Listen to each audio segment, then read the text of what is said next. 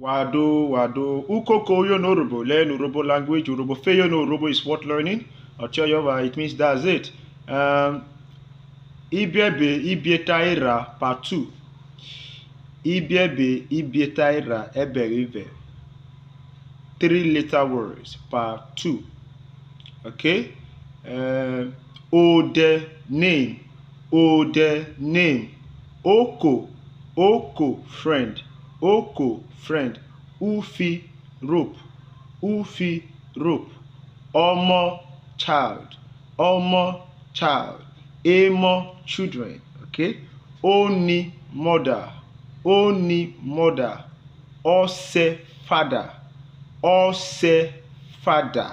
Okay? One, yam.